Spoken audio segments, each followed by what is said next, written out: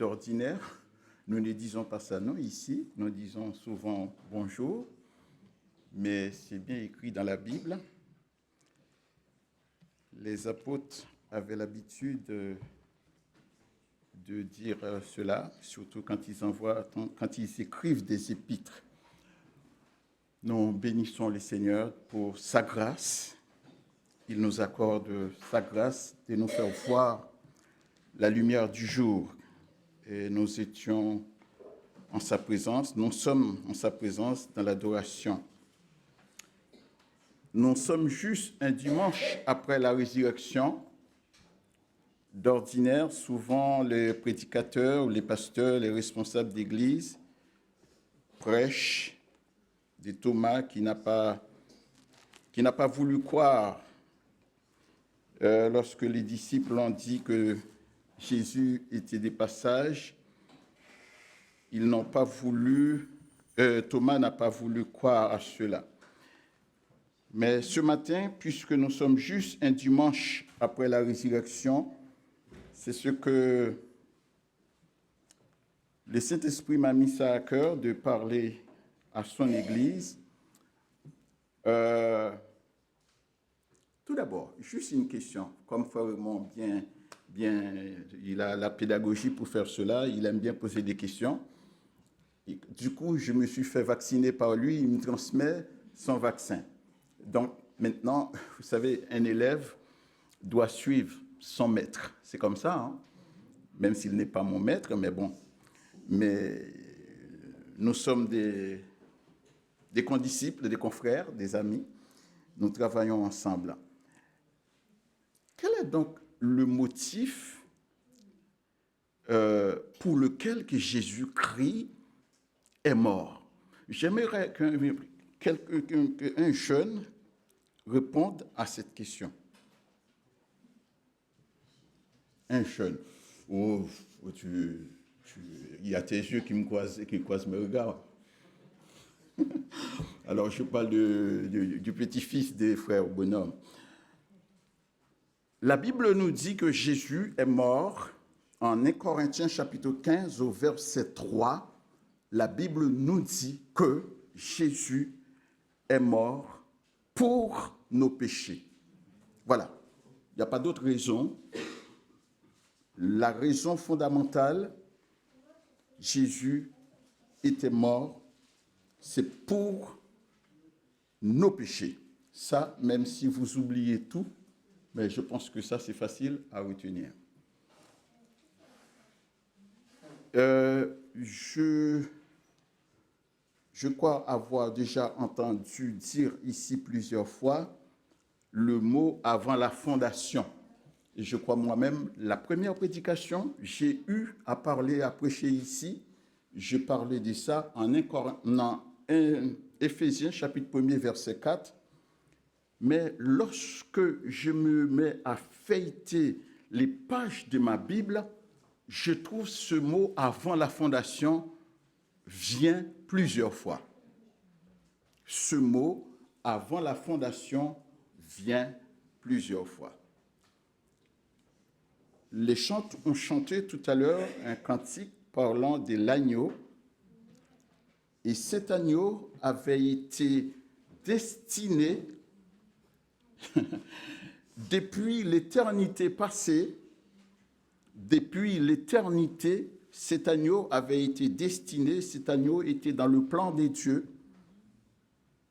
pour restaurer, comme Faïras l'a évoqué tout à l'heure dans sa prière, pour que nous puissions retrouver la relation paternelle entre nous et Dieu.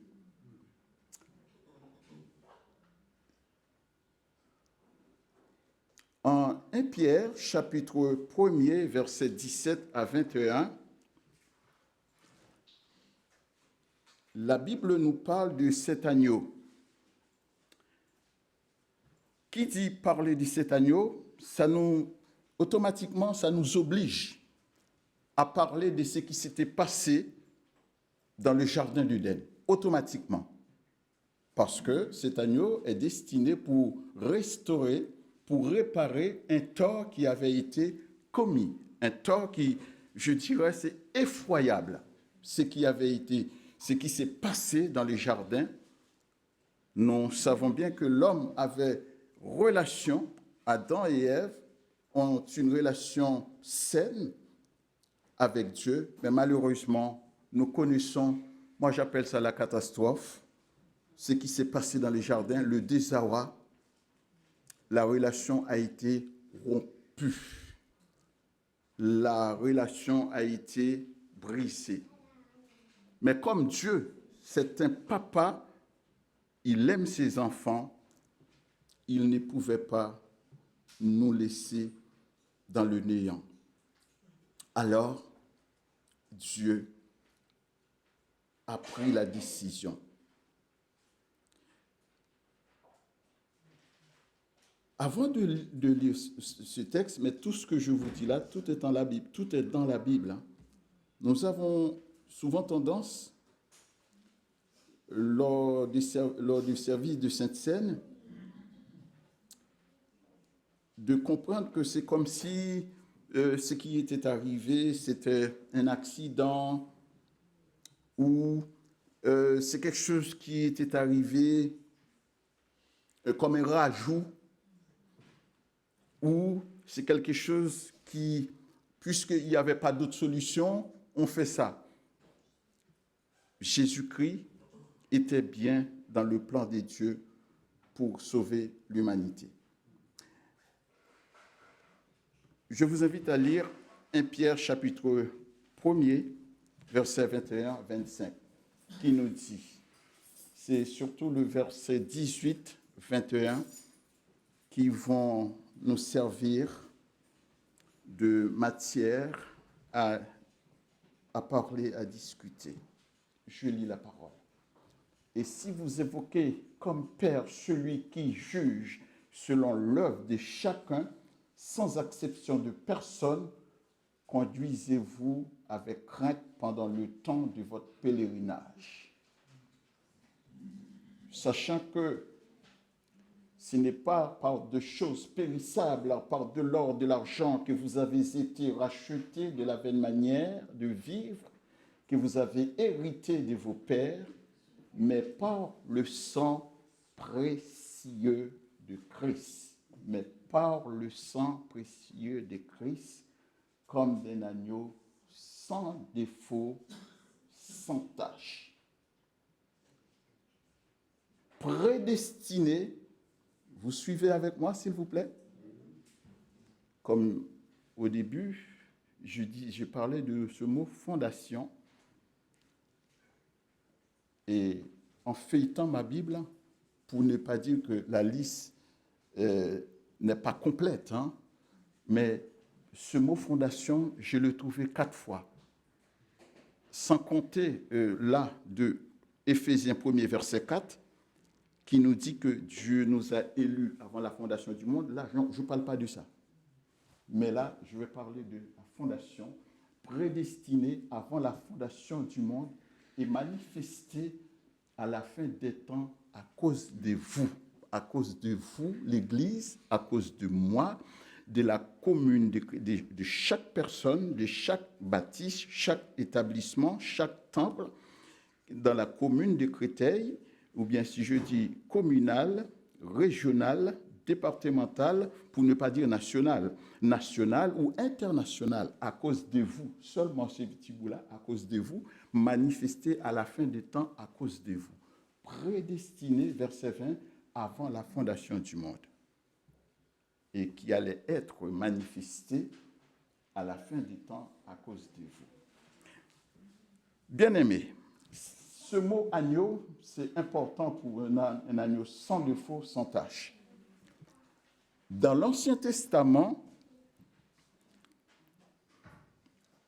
lorsque quelqu'un avait commis une faute, un péché,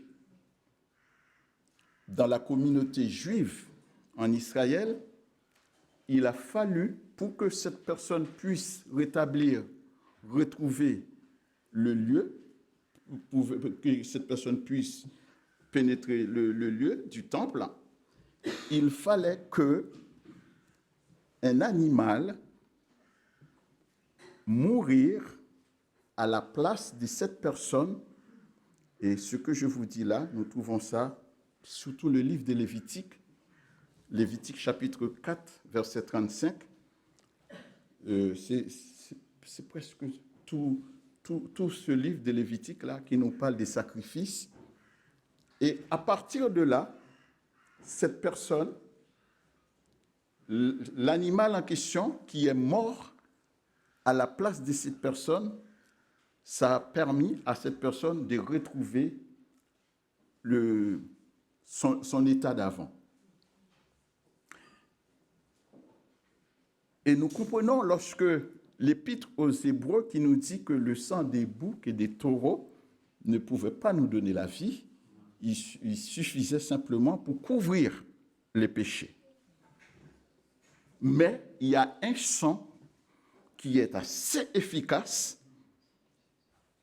pour me sauver individuellement, pour nous sauver, tout un chacun qui accepte Jésus-Christ. Avant la fondation du monde. Avant la fondation du monde. L'apôtre Jean, en Jean 1er, verset 29, là, quand je parle de Jean, comme Jean a vécu sous l'ancienne alliance, il savait très bien ce qui s'est passé dans le temple. Le temple de Jérusalem, le matin au soir, il y avait un sacrifice.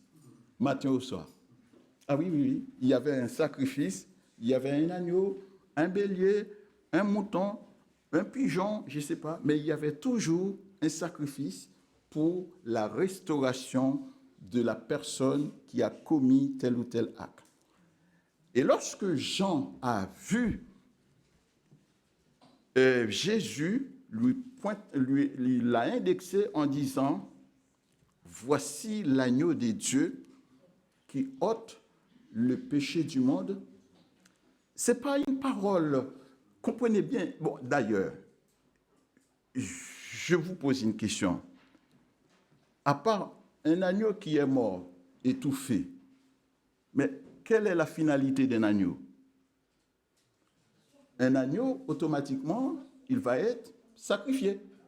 Ah, je ne sais pas, bon, comme si j'étais au milieu des Haïtiens, je dirais ça carrément en créole.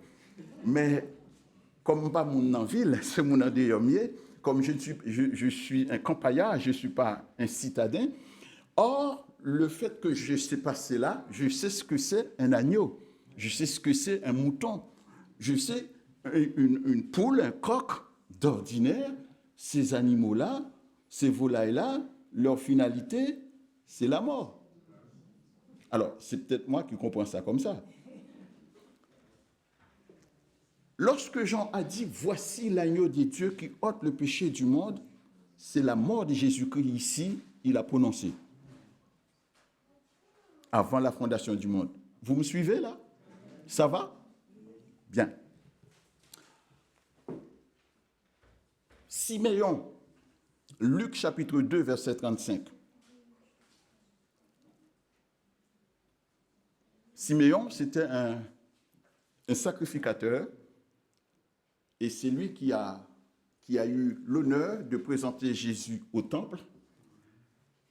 Lorsque Siméon présenta Jésus au temple, il a prononcé, écoutez bien aimés, très important, c'est pas le moment de, ça c'est la parole de Dieu qui parle là, c'est le moment de prendre,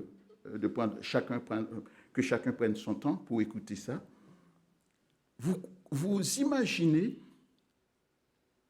même une fille, écoutez, permettez-moi de dire ça comme ça, même une fille de 15 ans, de 18 ans, qui porte un enfant, que ce soit voulu ou non, dès lors que cette maman-là a cet enfant dans son ventre, même si peut-être une fille de 15 ans, comprenez ce que je veux dire, c'est un exemple, vous allez comprendre de ce que je veux dire. Même lorsque c'est une fille de 15 ans, de 18 ans, peut-être elle va se faire aider par sa maman, par ses proches, mais elle commence à avoir l'instinct maternelle, même si elle n'a pas eu encore l'expérience. Comprenez? Voilà que Marie, la situation dans laquelle nous savons qu'elle a été en grossesse de cet enfant, Jésus. Et voilà, vous vous rappelez comment? Ça a fait une plaidoirie, cette fille-là n'était pas trop... Bon, bref. Joseph a voulu, vous comprenez, vous vous rappelez? Et voilà, lorsque Marie et Joseph ont présenté cet enfant au temple, la prophétie qui est faite à l'égard de cet enfant, le texte nous dit, une épée transpercera l'âme de Marie. Qu'est-ce que ça veut dire? Voilà un enfant tout petit, un nourrisson. Quand je prends l'exemple d'une fille de 15 ans, de 18 ans, c'est pour vous dire que même si elle n'a pas d'expérience, mais elle veut voir son enfant grandir. Alors maintenant, une telle prophétie est faite à l'égard de cet enfant qui va être tranché, coupé, égorgé, sacrifié. Et c'est vraiment, je dirais que Marie n'a pas compris ce qui a été dit tout de suite, mais au fil du temps, elle allait comprendre parce qu'elle a assisté cette scène de voir son fils perché, crucifié, humilié, maltraité, en haut, sur une croix. Et voilà, Jésus, avant la fondation du monde, avait été destiné à être victime, propitiatoire, expiatoire pour mes péchés, pour tes péchés, pour vos péchés, pour chacun d'entre nous. Si par exemple, quelqu'un, vous comprenez, je prends, l'apôtre Paul dit, il préfère dire 5 mots avec son intelligence pour que les gens à qui il s'adresse lui comprennent, au lieu de dire 1000 mots et que les gens ne comprennent rien. Je prends cet exemple. Quelqu'un qui fait une demande de nationalité, si cette demande lui est accordée, eh bien, tous ses enfants bénéficient également de ce droit. Mais pour aller au ciel, pour venir à Jésus-Christ, moi, je suis ébène, je me donne à Christ, j'accepte ce sacrifice. Moi, je ne peux pas remplir un papier pour mon fils pour qu'il devienne chrétien. Non. C'est à mon fils. Le texte en Jean, chapitre 1er, versets 11 et 12, versets 11 et 12, nous disent que, mais à tous ceux qui l'ont reçu et à tous ceux qui croient en son nom, Jésus, la parole, lui donne le pouvoir de devenir enfant de Dieu. Là, il n'y a pas regroupement familial. Vous comprenez? Puisque nous sommes en France. Et la mort de Jésus-Christ, lorsque Ésaïe 53, des textes, nous aimons lire et relire, ce sont des paroles riches en connaissance, en vérité. Au verset 5, il dit, il a été blessé. Et non seulement il a été blessé, Jean nous dit, son corps a donné de l'eau et du sang. Rien n'est resté. Il est vidé. Il est vidé totalement à cause de mes péchés, à cause de vos péchés. En Ésaïe, chapitre 53, le verset 10 nous dit que ça vaut la peine, puisque je ne l'ai pas donné, mais bon. Ésaïe 53, verset 10, ce texte nous dit que il a plu. Vous m'entendez? Vous écoutez bien ça. On ne va pas être triste lors de la Sainte Seine. C'est un moment, écoutez, réjouissant. C'est un moment réjouissant. Il a plu à l'Éternel de les briser. Et de le briser, pour nous, il a plu à l'Éternel de le briser par la souffrance. Psaume 22 va nous dire qu'ils l'ont percé. C'est criant, hein, je sais ça. Vous êtes là avec moi? C'est criant, hein, ils l'ont percé. Et je vous rappelle, lors de tout ça, il n'y a pas eu de l'anesthésie. Vous comprenez ça? Vous piquez, vous vous faites piquer par une aiguille, vous dites aïe, n'est-ce pas? Moi le premier, comme quelqu'un dirait parmi nous, moi le premier, quand je me fais, une fois, j'ai déposé un client, bon ça m'arrive plusieurs fois, mais bon, je prends que cet exemple-là, j'ai déposé un client et puis d'ordinaire, il est toujours bon de sortir de la voiture, ouvrir la porte pour faire descendre le client, et puis moi, j'ai fait ça. Et l'un de mes doigts, oui, c'était, je ne me rappelle pas lequel, est resté la porte. J'ai fermé la porte. Bien aimé, j'ai déposé, c'était à la gare de Lyon. Je mesure presque 1m75. Tout à coup, je me vois c'est comme si je mesurais 50 cm. La douleur était tellement atroce. Et j'ai garé la voiture. J'ai quitté la gare, je sortais. Je me rends dans un café. Simplement, j'étais prêt à payer. Hein. J'ai voulu simplement mettre de l'eau parce que le doigt était crabouillé. La personne en question m'a refusé catégoriquement. OK. Mais je n'avais pas de force. Et un peu plus loin, heureusement, je rentre dans une pharmacie. Il n'y a pas d'eau, hein, mais comme ce sont des gens qui font partie du corps médical, même s'ils ne le sont pas, mais en partie, c'est leur domaine, la dame a été très sympathique. Quand je lui montrais le doigt, elle a fait tout ce qu'il fallait, elle m'a accueilli. Pourquoi je dis ça? Jésus a été brisé par la souffrance. On l'avait percé sans anesthésie, je rappelle, la douleur. Quand Jésus a dit si c'était possible d'éloigner, vous comprenez bien que ce n'était pas simple. C'était pas simple. Le texte du verset 10, il a été brisé, il a plu, le verbe plaire, au participe passé, à l'Éternel de le briser par la souffrance, après avoir livré sa vie en sacrifice pour le péché. C'est pas simple. Hein. Il verra une postérité et prolongera ses jours, et l'œuvre de l'Éternel prospérera entre ses mains. Très important. Jésus n'a pas seulement livré son corps pour que ça s'arrête là. Aujourd'hui, l'œuvre qui prospère, c'est moi.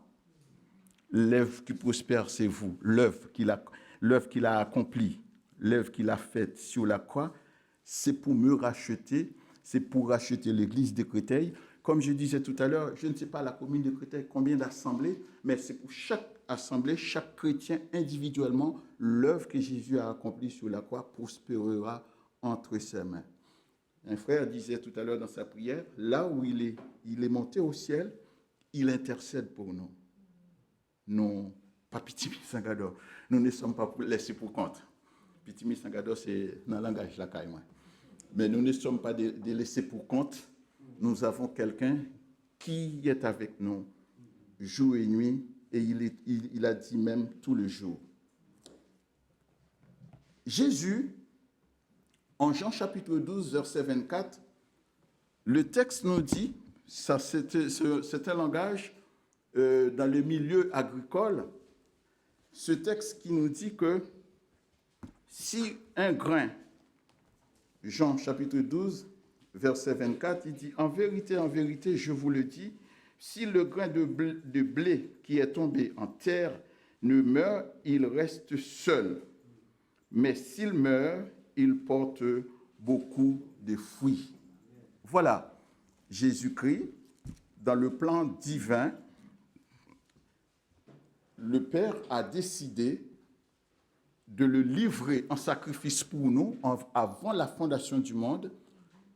Donc, Jésus, c'est comme si j'ai envie de vous dire, vous avez 100 euros, vous les déposez sur un compte. Alors, je ne suis pas économiste, je ne suis pas banquier, mais bon, je ne sais pas tout comment ça se passe, mais ces billets 100 euros là, ça porte du fruit. Peut-être de janvier à décembre, on bénéficie 10 euros. C'est un exemple. Aujourd'hui, moi et Ben, c'est le fruit du travail de Jésus-Christ accompli sur la croix. Et chaque endroit de la terre, dans chaque famille, je prends un exemple, je sais là, vaguement, je vois, il y a une famille de 5 personnes là. Je sais que ces 5 personnes-là sont en Christ. Je parle de Frère Tambo, avec sa famille, sa femme, ses 3 enfants. Oui, vous êtes les fruits du travail accompli sur la croix. Je suis les fruits, le bénéfice du travail accompli sur la croix. Et moi, quand je parle de l'évangile à quelqu'un d'autre, Jésus m'a appelé pour ça. Quand vous parlez à quelqu'un d'autre de l'évangile, c'est ta mission, c'est ma mission. Voilà, c'est le bénéfice. Nous comprenons, nous étions ennemis de Dieu. Parfois, quand nous lisons la Bible, je comprends, parce que quelqu'un, un néophyte, un nouveau converti ne peut pas comprendre ces livres-là. Parce qu'il y a des choses, très souvent, des choses qui sont écrites au passé. Qu'est-ce qu'il va comprendre là-dedans? C'est comme Philippe et Nathanaël. Lorsque il lui demanda, as-tu compris quelque chose? Il a dit, mais si on ne m'explique pas, comment puis-je comprendre? Dans 2 Corinthiens chapitre 5, verset 21, c'est un texte que l'Église connaît. Nous étions 2 Corinthiens 5, 21. Ce texte nous parle ce que Jésus a fait pour nous.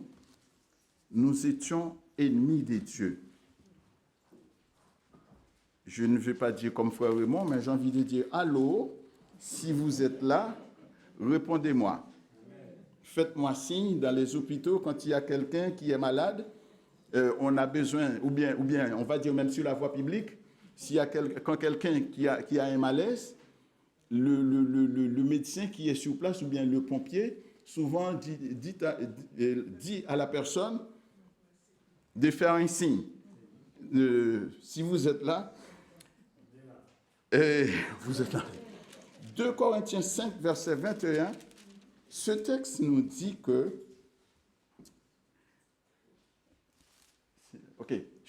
merci frère, celui qui n'a point connu le péché. C'est quoi le péché? Il y a plusieurs explications à ça.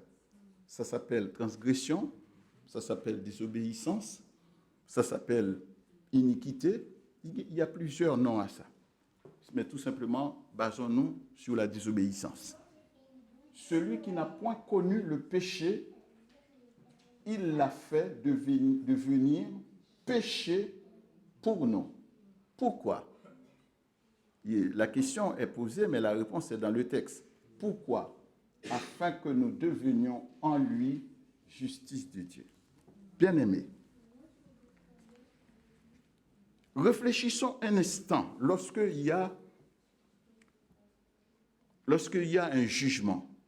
Je n'ai jamais assisté à ça encore de près, mais il m'arrive parfois, des fois derrière un écran, parfois c'est chaud. Aussi, je transportais des gens, je les entends parler, c'est chaud. Souvent, il y a des audiences, c'est à 23h, ça commence parfois autour de 20h, 21h, 22h, 23h, parfois c'est très chaud, j'entends ça. Pourquoi je prends cet exemple? Celui qui n'a point connu le péché, il l'a fait devenir péché pour nous. Imaginez, il y a je suis convoqué au tribunal, ou bien on est convoqué, quelqu'un est convoqué devant le tribunal pour une affaire peut-être vraie ou fausse. Bon, disons une affaire qui est vraie. On est, dans un premier temps, on est suspect. Après, on devient je ne sais trop, mais ça monte un cran. Mais vous êtes vraiment, la condamnation est là. C'est juste une question de secondes. La condamnation va tomber dans quelques...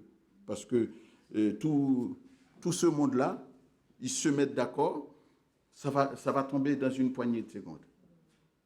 Et puis, qu'est-ce qui se passe? Tout à coup, quelqu'un qui vient, qui dit, bon, c'est vrai, ce monsieur, il est coupable, certes. Mais bon, moi, j'accepte de prendre sa place. Imaginez, même si, par exemple, la condamnation, je ne sais pas, bon, je dis 1 mois de prison ferme. Imaginez, on est père de famille, on a des crédits sur le dos, comme moi. On a plein de responsabilités, 1 mois ferme. Et là, l'accusé en question, si c'est quelqu'un qui est raisonnable, qui va commencer à se dire, mais tiens, tout ça, comment la famille va faire derrière? Et alors, et quelqu'un qui vient, qui dit, bon, c'est vrai, ce monsieur en question, il a fait la chose, il est coupable, il le mérite. Mais quelqu'un qui vient, qui dit, bon, je prends sa place. Comment vous allez vous sentir? Vous ne sentez pas, il y a une fraîcheur dans votre cœur, il y a un soulagement. Bon, il n'y a personne qui comprend ce que je dis, personne ne dit rien. Bon, voilà. Bon, moi, je dis amen pour moi-même. Je dis amen, et oui, eh bien, dis amen pour toi, oui. Ah, vous êtes concentré. Ah, bravo, merci maman. C'est pour vous dire que celui qui n'a point connu le péché, il est l'apostrophe, Dieu Père l'a fait devenir péché pour nous. Et là, sur la croix, Jésus, avant la fondation du monde, bien-aimé, ça, c'est quelque chose, nous ne pouvons pas, en mathématiques, il y a un terme, on dit incommensurable. C'est quelque chose de fort. C'est quelque chose de fort. Et ça nous pousse à aimer Jésus. Afin que nous devenions en lui justice de Dieu. C'est comme si nous n'avons jamais péché. Vous ne comprenez pas. Si vous avez compris, vous diriez amen. C'est comme si nous n'avons jamais péché devant Dieu. Il l'a fait. Et remarquez quelque chose, parce que comme je vous dis, ça c'est une phrase comme ça, elle est écrite au participe passé. Il l'a fait devenir péché pour nous. Donc ça veut dire que les gens de l'époque, les gens de ce moment, nous vivons là, et pour les gens qui viendront après nous, ils sont justifiés, ils sont pardonnés, ils sont acquittés. Regardez Romains chapitre 3, le verset 21, je crois, oui. Romains chapitre 3, qui nous dit, mais maintenant, alors, bon, ça, il est dans la phrase, mais maintenant, sans la loi, est manifestée la justice de Dieu. Ça, c'était pour les pharisiens, c'était la loi, qu'il fallait appliquer la loi pour pouvoir être juste devant Dieu. À laquelle rendent témoignage la loi et les prophètes. Ça, c'est le Pentateuque et les prophètes, la loi. Justice de Dieu. Nous sommes devenus justice de Dieu par la foi en Jésus-Christ. Comment? Nous qui acceptons le sacrifice de Jésus-Christ. Nous sommes de l'autre côté. Nous sommes de l'autre côté. Justice de Dieu par la foi en Jésus-Christ pour tous ceux qui croient. Il n'y a point de distinction. Et on peut naître dans une communauté, dans une famille. On peut ne pas avoir la chance soit d'aller à l'école ou d'apprendre un métier. Mais le péché, malheureusement, depuis que ce péché depuis malheureusement ce mal frappe le monde, tous ont péché. D'accord? Tous. Tous. J'aime bien dire ça pour qu'il n'y ait pas de confusion. J'aime bien dire ça. Moi, quand je voyage, c'est là que je vois, pardon, vous me comprenez ce que je veux dire, les belles personnes. Nous, on est tous beaux, belles. Mais souvent, vous voyez, quand on voyage, on voit les hôtesses de l'air là, waouh, ce sont des gens qui sont tellement soigneux, beaux, ils ont des coupes, et qu'on ait les yeux bleus, qu'on porte des vêtements, je ne sais trop. Écoutez, si tu n'acceptes pas Jésus-Christ, tu es un pécheur comme tous les autres. C'est lorsque nous acceptons le sacrifice, nous acceptons le pardon que Jésus nous offre, nous sommes de l'autre côté. Donc, le texte nous dit, il n'y a pas de distinction, car tous ont péché et sont privés de la gloire de Dieu. Mais, heureusement, maintenant, il dit, tous ceux qui se donnent à Jésus-Christ, ils sont gratuitement justifiés. Je comprends. Tu peux ne pas avoir le moyen pour t'acheter une belle voiture. Tu peux ne pas avoir le moyen pour habiter le 16e arrondissement. Je préfère dire on. Nous pouvons ne pas avoir le moyen pour envoyer nos enfants dans les grandes écoles. Mais la Bible nous dit, mais tous ceux qui acceptent Jésus-Christ sont gratuitement justifiés par la grâce, par le moyen de la rédemption qui est en Jésus-Christ. C'est quoi le mot rédemption? La rédemption, c'est la délivrance. C'est la délivrance. L'apôtre Paul va nous dire qu'en 1 Corinthiens, chapitre 1er, verset 30, partie B du texte, il dit Jésus-Christ est mort pour nos péchés. 1 Corinthiens, chapitre 15, verset 3, qui nous dit Jésus-Christ est mort pour nos péchés, mais en même temps, Jésus-Christ se fait pour nous justice, sanctification, rédemption. À part de Jésus-Christ, qui peut faire ça pour nous? Personne. Voilà. Et le texte du verset 25 qui dit c'est lui que Dieu a destiné. Vous m'entendez bien, l'Église? C'est pas les œuvres nous allons faire. Non, c'est vrai. Dieu nous a appelés pour que nous fassions de bonnes choses.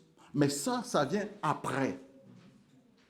Non, même si l'apôtre Paul, donc même si ce n'est pas le même contexte, va dire, même si quelqu'un te donne ses yeux, mais s'il n'a pas l'amour, mais ce n'est pas ça que je veux dire, mais ce n'est pas de faire des gestes aux gens, de donner, partager, c'est bien, c'est très bien.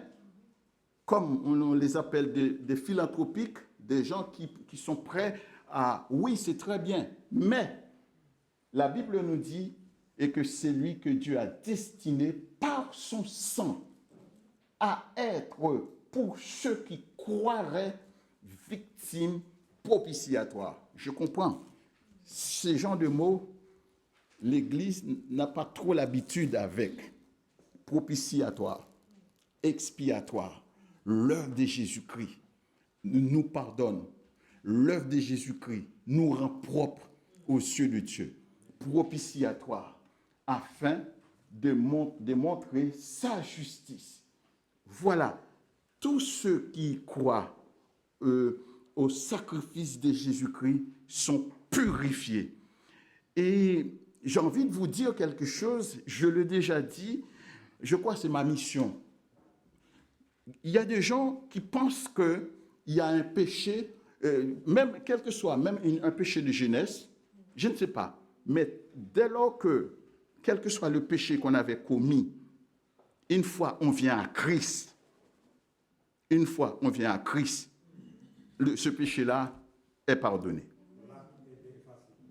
Là, oui, merci frère.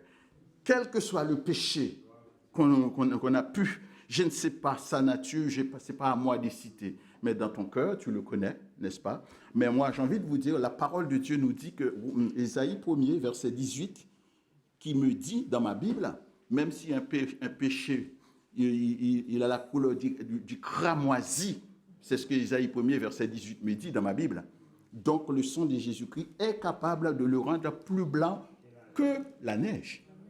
Pourquoi marchez-vous tête baissée? Pourquoi laissez-vous accroupiller par un péché? Appelle Jésus-Christ au secours. Ici en France, quand on se fait attaquer, qu'est-ce qu'on fait? On crie au secours. Appelle à Jésus au secours, de lui dire de te venir en aide face à telle situation. Alors, avant la fondation du monde, je termine, nous savons en Éphésiens chapitre 1er verset 4, la Bible nous dit, avant la fondation du monde, Dieu nous a élus, même lorsque nous n'étions pas là encore. L'Éternel Dieu va dire à Jérémie, lorsque tu étais une masse informe, lorsque tu n'étais pas là, je te connaissais déjà, alors que Jérémie n'était pas là encore. OK? Mais Dieu l'avait choisi pour devenir prophète des nations, prophète pour gérer, pour être prophète dans la communauté israélite de l'époque. Mais sachez, de même que pour vous, pour moi, Jésus nous connaît parfaitement. Avant la fondation du monde, je suis en train de lire, je vous dis, à chaque fois je dois prêcher, à chaque fois je dois exhorter, parler comme ça, je n'arrive pas à dormir parce que je me dis, mais qu'est-ce que je vais dire? Qu'est-ce que je vais dire? Je ne dors pas. Et vous savez, je vais vous dire une petite chose. Là où je suis dans mon lit, j'ai prié pour chaque personne ici, pendant toute la nuit. Eh oui, là où je suis dans mon lit, je prie. Alors, tout à coup, je vois une sœur, je n'ai pas prié pour elle. Là où je suis dans mon lit, je me dis, mais Seigneur, bon, voilà, moi, je vais parler, mais ton peuple vient pour m'écouter. Moi, qu'est-ce que moi, je peux les communiquer? Et du coup, je me mets à prier pour eux, pour préparer leur cœur. Donc, moi aussi, j'ai prié. Avant la fondation du monde, Dieu nous a connus. Dieu a préparé Jésus-Christ pour ça, d'un commun accord. Depuis l'éternité passée, Dieu nous voyait. C'est fort, hein? Dans sa connaissance illimitée, dans sa préscience, dans son omniscience, Dieu nous connaissait déjà. Aujourd'hui, tu as un enfant, mais est-ce que c'est quand cet enfant est venu au monde, tu le vois? Mais moi, ma maman ne me connaissait pas. Après un certain temps, ma maman a vu, il a un jeune homme, voilà, qui connaissait, mais elle ne connaissait pas. Mais Dieu nous connaissait. Dieu a eu un plan, a prévu un plan pour nous. Et ce plan, c'était dans la personne de Jésus-Christ pour nous racheter du péché. Voilà. Aujourd'hui, nous sommes pardonnés par le sacrifice de Jésus-Christ. Voilà, chers frères et sœurs, que Dieu nous bénisse. Je termine.